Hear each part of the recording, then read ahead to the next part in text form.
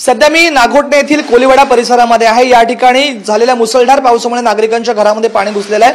आपण पाहतोय सध्या कोलीवाडा येथील नागरिकांच्या घरामध्ये पाणी घुसलेलं आहे।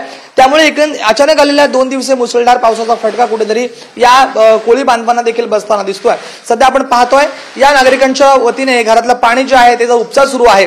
अचानक रायगड जिल्ह्याला मोठ्या प्रमाणामध्ये पावसाने झोडपल्याच्या नंतर रोहा असेल, म्हसळा असेल, श्रीवर्धन असेल, पोलादपूर असेल या तालुक्यामध्ये मुसळधार पाऊस झालेला आहे।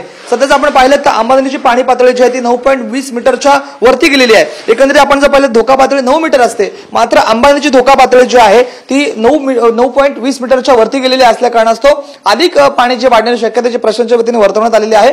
आपल्यासोबत या घरचे काही नागरिक आहेत। एकंदरीत काय सांगाल, अचानक आलेल्या पूर परिस्थितीमुळे कशी तारांबळ उडाली? काल रात्रीपासून पाऊस चालू झाला आणि आज सकाळी अचानक खूप पाऊस म्हणजे पाणी वाढायला लागलं। त्यामुळे सकाळी खूप तारांबळ आमची उडाली। सकाळी सगळं पाणी म्हणजे सामान वगैरे काढताना खूप पाणी सामान काढलं आणि आम्ही स्थलांतर सध्या बाजूच्या ठिकाणी आम्ही झालेलो आहोत। काय काय सामान भरलं होतं आपण? जीवनोपयोगी साहित्य काय काय होतं आपल्याकडे? काय नाही, आपले जे रोजचं लागणारे कडधान्य, तांदूळ, हे सगळं रोजचं लागणारे मीठ, मसाला करून खाण्याचं सामान सगळं होतं। आता सध्या आपण कुठे शिफ्ट झालेला आहात आणि काय परिस्थिती आहे? सध्या आम्ही बाजूच्या घरामध्ये शिफ्ट झालेलो आहेत आणि तिथे आम्ही सध्या राहतो। म्हणजे आणि सध्या पाणी थोडं कमी होण्याला लागल्यामुळे आम्ही सगळं साफसफाईसाठी पुन्हा आलेलो तिथे। आपण जर पाहिलं तर अचानक आलेल्या मुसळधार पावसामुळे नागरिकांमध्ये तारांबळ उडलेली आहे। आई, नेमकं काय सांगाल, अचानक पाऊस भरला, काय झालं? अचानक सकाळी पाऊस पडल्यानंतर आमचं सगळं सामान सगळं भिजलं। आम्हाला काय करायला भेटलं नाही घरातून। आता घरातून पाणी आहे तर आम्हाला पाणी करायचं बेल झाली, तरी अजून घरामध्ये पाणी शिरलेलंच आहे। आपण पाहतोय अचानक हा पाऊस झाला आणि त्यामुळे रायगड वासियांचं जनजीवन जे आहे ते पूर्णतः विस्कळीत झालेलं आहे।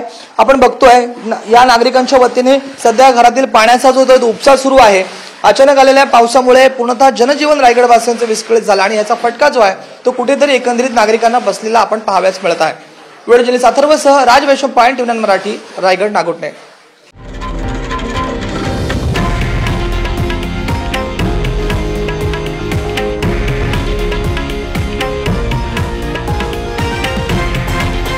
हे आहे देशातील नंबर 1 न्यूज नेटवर्क आणि आपण पाहत आहात TV9 मराठी, एकमेव।